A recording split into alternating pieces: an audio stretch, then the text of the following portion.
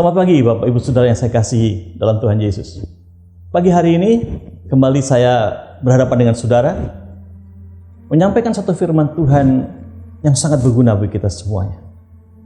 Supaya kita mengetahui dalam masa-masa pandemi ini bagaimana kita harus berlaku di hadapan Tuhan. Dan bahkan saya ingin membawa saudara dalam satu pengertian tentang satu topik khotbah ini, yaitu tentang bersihkan tanganmu dan hatimu. Bapak Ibu, saya akan membawa saudara dalam pembacaan Alkitab dari kitab 2 Samuel pasal 6 ayat 3-9. Dikatakan demikian, ayat yang ketiga, mereka menaikkan tabut Allah ke dalam kereta yang baru setelah mengangkatnya dari rumah Abinadab yang ada di atas bukit. Lalu Uza dan Ahio berjalan depan tabut itu. Uza berjalan di samping tabut Allah itu, sedang Ahio berjalan di depan tabut itu. Daud dan seluruh kaum Israel menari-nari di hadapan Tuhan dengan sekuat tenaga, diiringi nyanyian, kecapi, gambus, rebana, kelentung, dan ceracap. Ketika mereka sampai ke tempat pengirikan, Nahon, maka Uza mengulurkan tangannya kepada tabut Allah itu, lalu memegangnya, karena lembu-lembu itu tergelincir. Maka bangkitlah murka Tuhan terhadap Uza, lalu Allah membunuh dia di sana karena keteledorannya. Ia mati di sana dekat tabut Allah itu. Daud menjadi marah karena Tuhan telah menyambar Uza demikian hebatnya. Maka tempat itu disebut orang Peres Uza sampai sekarang. Pada waktu itu Daud menjadi takut kepada Tuhan, lalu katanya, bagaimana tabut itu dapat sampai kepada Allah? Bapak Ibu Saudara yang saya kasihi, pada ayat yang terakhir yang dikatakan bagaimana tabut Tuhan itu sampai kepadaku, merupakan satu pertanyaan besar yang ditanyakan oleh Daud dalam kitab Mazmur yang perlu mendapatkan jawaban. Mari kita lihat sebentar dalam Mazmur 51 ayat 13. Janganlah membuang aku dari hadapanmu, kata Daud, dan janganlah mengambil rohku yang kudus daripadamu. Demikian ketakutannya Daud terhadap tabut Allah itu. Karena apa, saudaraku? Kisah Daud ini memang seorang pahlawan yang luar biasa. Tapi dalam perjalanan kehidupannya, Daud telah membuat satu dosa yang sangat-sangat membuat murka Allah, yaitu ketika dia berselingkuh dengan Batseba. Maka saudaraku, ketika tabut Allah akan dipindahkan, dia bertanya pada Tuhan, bagaimana Tuhan itu dapat sampai kepadaku? Bapak Ibu, kisah dalam kitab 2 Samuel itu berbicara saat Daud membawa tabut Allah kembali ke Yerusalem dari rumah Obed-Edom di Kiryat Yarim atau Baale Yuda. Ketakutan Daud sirna ketika didapat kabar bahwa rumah Obed-Edom justru diberkati dengan luar biasa. Saudara lihat di sini, Daud punya keinginan memindahkan kembali ke Yerusalem satu pusat daripada Israel itu sendiri. Tetapi hatinya menjadi kecut ketika dia melihat Uza harus mati disambar oleh Allah karena dia menyentuh tabut Allah itu. Mungkin dalam pemikiran Daud, dia berpikir demikian. Seandainya aku yang menyentuh daripada tabut Allah itu, apa yang terjadi dengan aku? Bapak Ibu, tabut Allah diletakkan di atas kereta yang baru. Tetapi tiba-tiba ketika lembu-lembu itu tergelincir, Uza mencoba untuk memegang tabut Allah itu supaya tidak jatuh. Tetapi akibatnya Uza harus mati. Mengapa, saudara? Tangannya belum siap untuk memegang tangan Allah. Dalam Yeremia 25 ayat 6 dikatakan demikian. Juga janganlah kamu mengikuti Allah lain untuk beribadah dan sujud menyembah kepadanya. Janganlah kamu menimbulkan sakit hatiku dengan buatan tanganmu, supaya jangan aku mendatangkan malapetaka kepadamu. Tetapi kamu tidak mendengarkan aku. Demikian firman Tuhan. Sehingga kamu menimbulkan sakit hatiku dengan buatan tanganmu untuk kemalanganmu sendiri. Ada satu kata yang sangat harus kita perhatikan, yaitu ketika Tuhan berkata, tetapi kamu tidak mendengarkan aku. Tuhan sudah berfirman, Tuhan sudah bersabda, menyampaikan firman melalui mulutnya, yang semestinya kita sebagai hamba-hamba Tuhan, para imam yang ada, mereka harus mengerti dan mendengarkan. Tapi dikatakan di situ, kamu tidak mendengarkan aku. Bapak Ibu Saudara, saya ingin berkata pada kita semuanya, Tuhan seakan-akan berkata pada kita demikian, bila tanganmu tidak bersih di hadapanku, kata Tuhan, jangan engkau menyentuh aku, karena itu akan mendatangkan malapetaka kepadamu. Dalam masa pandemi seperti sekarang ini, berulang kali kita telah diingatkan melalui iklan-iklan di TV atau media sosial yang lain yang telah menghabiskan miliaran rupiah. Kita sering diingatkan bahwa tangan kita lah yang harus menjadi senjata melawan pandemik ini. Berapa banyak para influencer, mulai dari selebriti dan tokoh-tokoh milenial yang telah dipakai pemerintah untuk membuat orang mendengar betapa kritisnya keadaan bila kita tidak membersihkan tangan kita. Benar kata Alkitab, mereka punya telinga tetapi tidak dapat mendengar.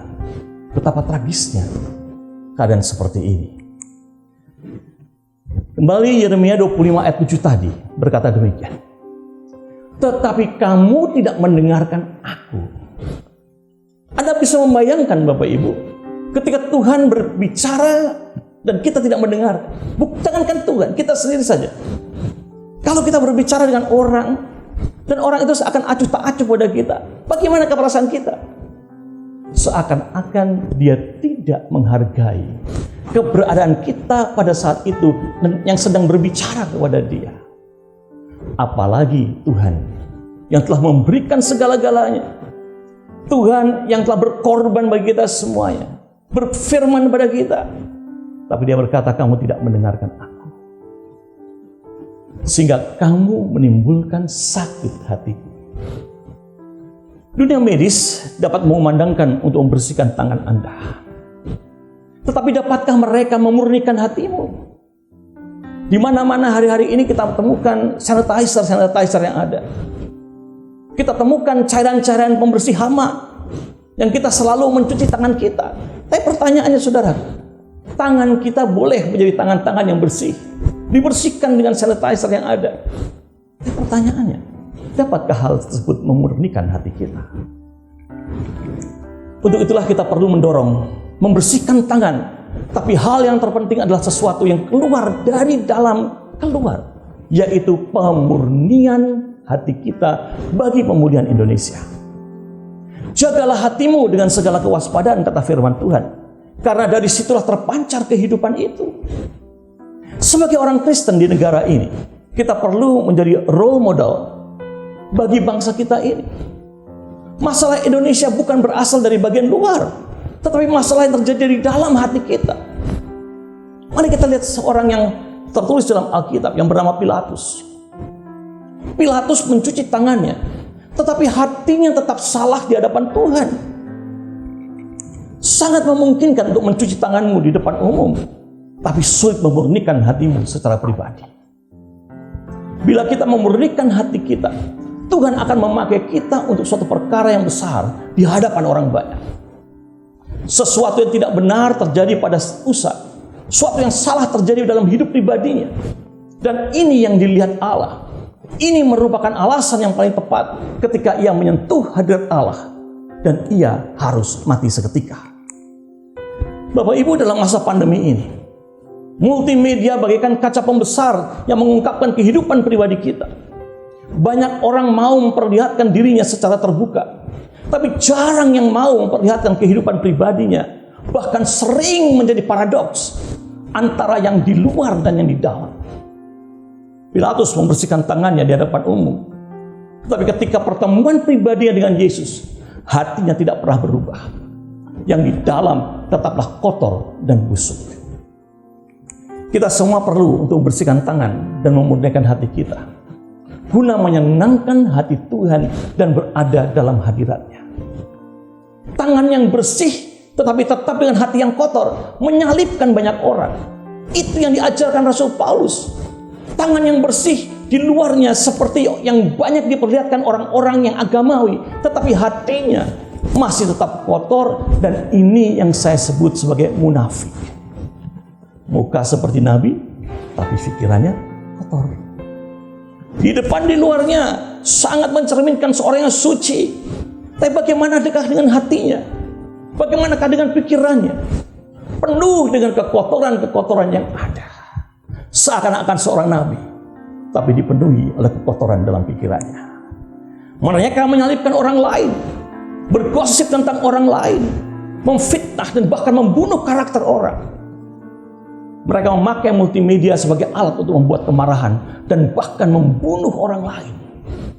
Maka saudaraku, dalam kitab Yakobus 5 ayat 6 dituliskan demikian. Kamu telah menghukum, bahkan membunuh orang yang benar, dan ia tidak dapat melawan kamu. Mengapa, saudara? Karena hati mereka tidak murni, walaupun tangan mereka kelihatan bersih secara agamawi. Membunuh orang lain, memfitnah orang lain, bergosip tentang orang lain. Karena apa, saudaraku? Hati mereka, pikiran mereka tidak bersih di hadapan Tuhan. Saya sering melihat dalam toilet umum, saudara. Saya rasa saudara pun sering juga pergi ke toilet umum di mal-mal dan sebagainya. Saudara, menjadi kebiasaan saya untuk selalu mencuci tangan sehabis saya berseni. Tapi saya pernah melihat seseorang yang baru saja keluar dari tempat buang air besar, begitu saja meninggalkan toilet dengan handphonenya di telinga tanpa mencuci tangannya. Betapa menjijikkannya hal tersebut. Saya teringat, saudaraku, bagaimana sebenarnya kita hidup dalam kesehatan yang prima kalau kita sendiri tidak bisa menjaga kebersihan diri kita sendiri. Tuhan ingin berkata hari ini, kita sering masuk ibadah dengan cara meremehkan kebersihan tangan dan hati kita. Sesuatu akan terjadi secara rohani ketika kita menghampiri Tuhan dengan tangan yang kotor dan hati yang tidak murni. Saya sangat khawatir dalam masa pandemi ini, banyak orang akan kehilangan disiplin rohaninya, kehilangan waktu untuk membaca Alkitab, karena mencari hiburan untuk membuang kebosanan ketika mereka diharuskan untuk tinggal di rumah dan menjadi sahabat kenikmatan dunia ini. Mari kita lihat dan keadaan kita hari-hari ini. Apa yang sedang kita cari di rumah?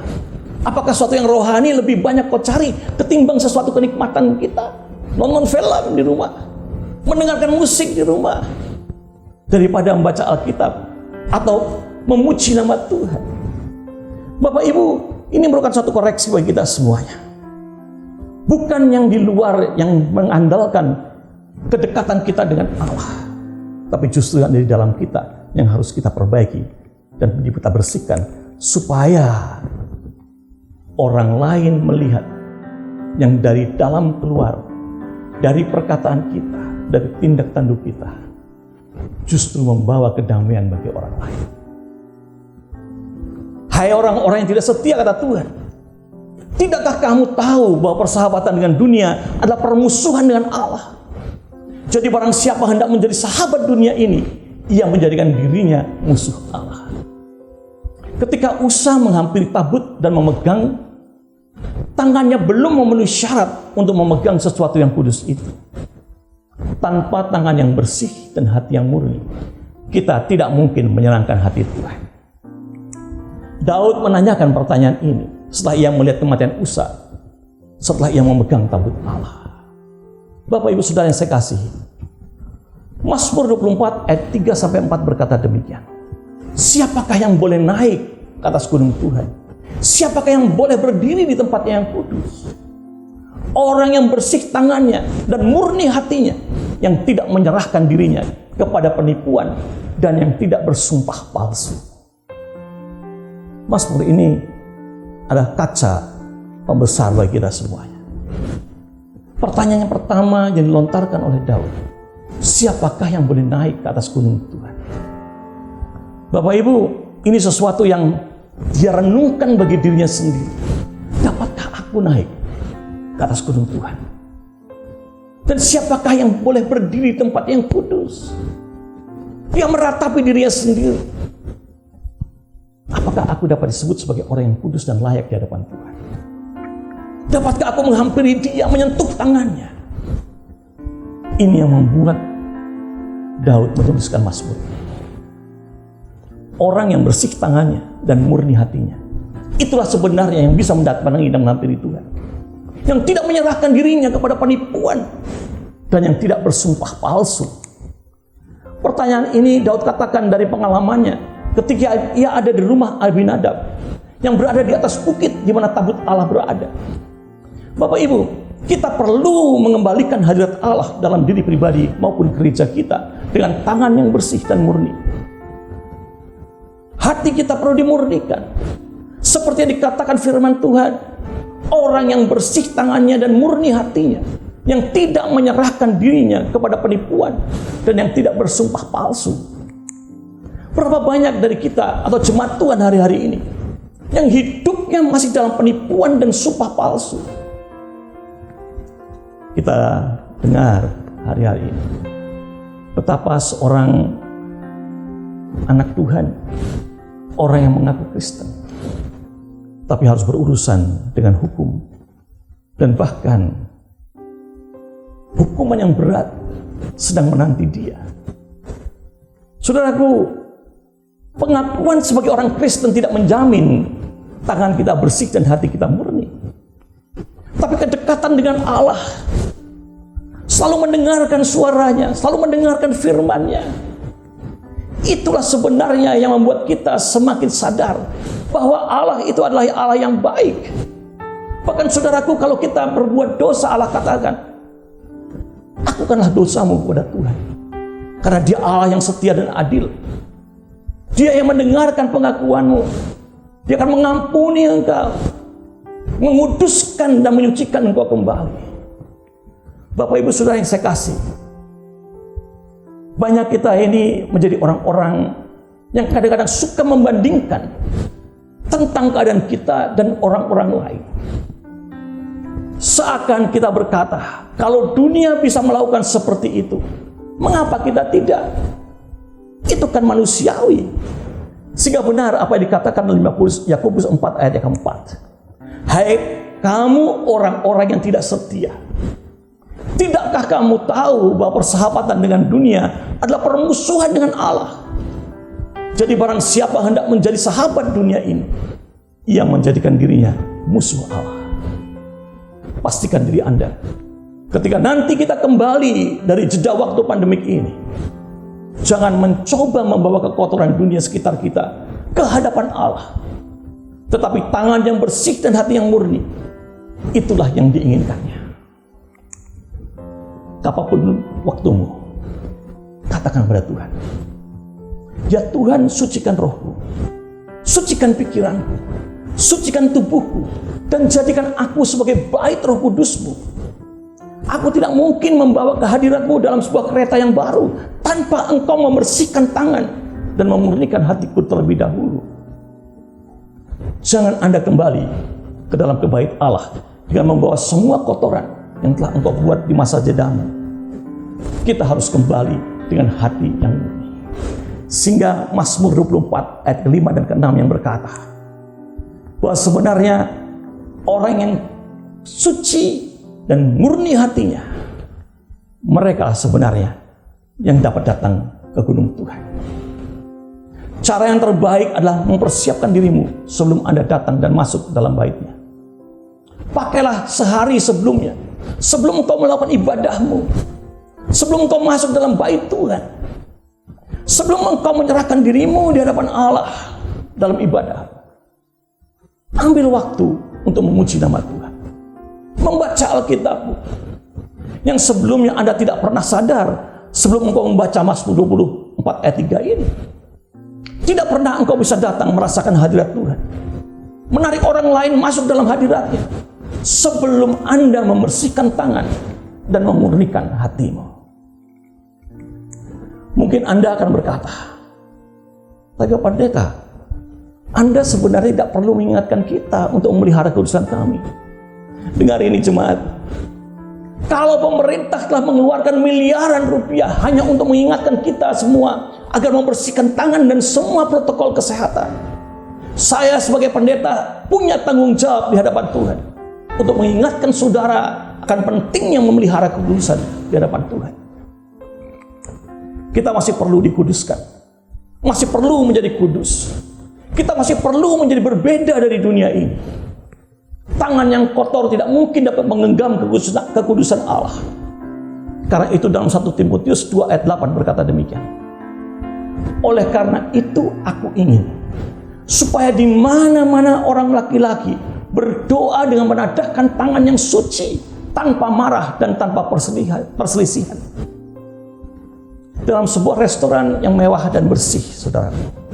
Kalau saudara kebetulan pergi ke rumah makan dalam kelas di mana orang-orang kaya ada di situ, maka seringkali ada tulisan di dalam toiletnya atau khususnya tempat di mana mereka mencuci tangannya.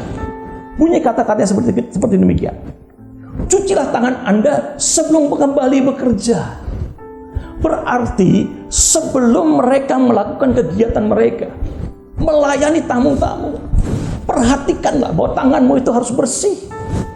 Jangan sampai engkau sebagai pelayan Tuhan justru mengotori baitnya dengan tanganmu yang tidak bersih, dengan hatimu yang tidak murni. Bapak Ibu sekalian, saya hanya ingin berkata kepada saudara semua, sucikanlah dirimu sebelum Anda kembali beribadah kepada Tuhan. Kepada semua hamba Tuhan, semua pekerja gereja, semua pemain musik, semua pemimpin pujian dan penyanyi, mari kita menghampiri Tuhan dalam takhta kekudusan Allah dengan takut dan gentar, dengan membersihkan tangan dan memurnikan hati kita. Bila Anda ingin dipakai oleh Tuhan dan hadiratnya ada dalam dirimu, engkau harus mempersembahkan dirimu dengan tangan yang bersih. Bertobatlah dengan sempurna di hadapan Tuhan. Buanglah semua sisa-sisa hidupmu yang lama dan kotor. Kita perlu pembaharuan dari Tuhan dalam setiap pelayanan kita. Kita perlu Roh Kudus untuk membersihkan tangan dan memurnikan hati kita. Apapun pelayanan saudara, apakah saudara seorang pembawa firman Tuhan, apakah seorang singers, pemain pujian, bahkan yang memarkirkan kendaraan sekalipun di dalam gereja, atau saudara yang ada di atas mimbar, engkau perlu membersihkan tangan dan memurnikan hatimu. Siapakah yang boleh naik ke atas gunung Tuhan? Siapakah yang boleh berdiri di tempatnya yang kudus? Dia yang telah membersihkan tangan dan memurnikan hatinya.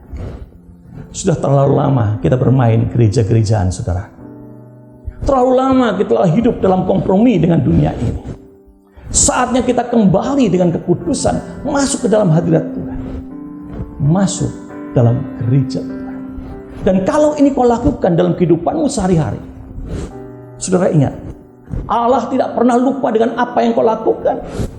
Dan sebagai akibatnya, Bapak Ibu, Mazmur 24 ayat yang keempat berkata demikian, orang yang bersih tangannya dan murni hatinya, yang tidak menyerahkan dirinya kepada penipuan dan yang tidak bersumpah palsu. Sudah terlalu banyak kebohongan dan penipuan dalam gereja. Terlalu banyak perzinahan dan percabulan dalam gereja. Itulah sebabnya kita perlu ada kebangunan rohani untuk membersihkan tangan-tangan yang kotor, agar tubuh dan gereja kita menjadi bersih kembali. Bila ini terjadi, maka ayat yang kelima akan berlaku bagi kita, yang berbunyi demikian. Dialah yang akan menerima berkat dari Tuhan dan keadilan dari Allah yang menyelamatkan dia. Itulah angkatan orang-orang yang menanyakan dia, yang mencari wajahmu ya Allah Yakub. Bapak Ibu, berapa banyak di antara kita yang telah berbulan-bulan kehilangan pekerjaannya, kehilangan mata pencahariannya, sehingga engkau dan keluargamu menderita, hilang pengharapan dalam hidupmu. Perceraian tidak dapat dihindari. Tapi hari ini saya ingin berkata kepada Anda, mereka yang membersihkan tangan dan memurnikan hatinya, dialah yang akan menerima berkat dari Tuhan dan keadilan dari Allah yang menyelamatkan dia. Betapa indahnya janji Tuhan ini.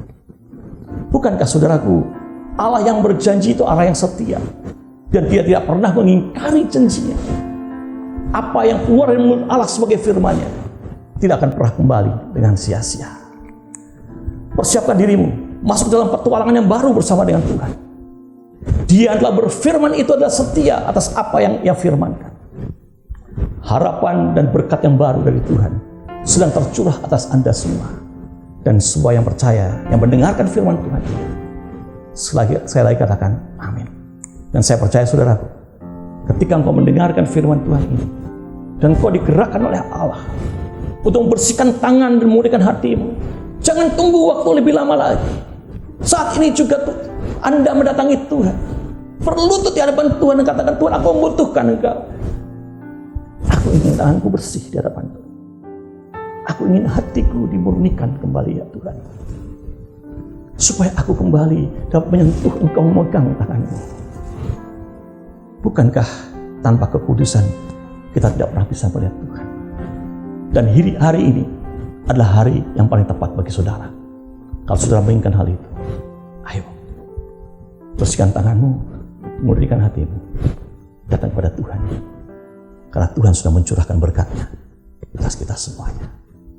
Mari kita berdoa. Ya Tuhan, hamba bersyukur untuk firman-Mu yang Kau sampaikan. Satu peringatan bagi kami untuk mencuci tangan kita dan memurnikan hati kita. Karena Engkau Allah yang kudus, dan tanpa kekudusan kami tidak bisa menghampiri Tuhan. Tanpa kekudusan kami tidak pernah bisa menyentuh Allah, yang merupakan kerinduan kami hari-hari ini Tuhan. Engkau yang ada di tengah-tengah kami. Engkau yang berjalan bersama dengan kami. Engkau juga yang membuat segala sesuatu yang kami lakukan berhasil adanya ya Bapa. Kiranya Tuhan, Engkau mendengarkan doa-doa daripada anak-anak-Mu pagi hari ini. Mungkin mereka menjerit hatinya, mereka putus asa dalam kehidupan ini. Tapi Tuhan, Engkau selalu berkata, aku selalu mempunyai berkat yang baru bagi engkau setiap hari. Dan berkat itu Tuhan, biarlah Engkau curahkan atas kami semuanya. Terima kasih ya Tuhan. Dan kiranya juga Engkau memberkati seluruh mereka yang mendengarkan khotbah ini ya Tuhan. Berkati mereka secara berlimpah. Bukakan tingkap-tingkap langit bagi mereka ya Tuhan. Dan curahkan berkat-Mu itu, sehingga mereka semuanya boleh dikatakan sebagai orang-orang yang diberkati. Terima kasih buat segala kebaikan-Mu Tuhan. Dan kiranya berkat ini boleh Kau curahkan dalam nama Bapa, Anak, dan Roh Kudus, dalam nama Tuhan Yesus Kristus. Amin.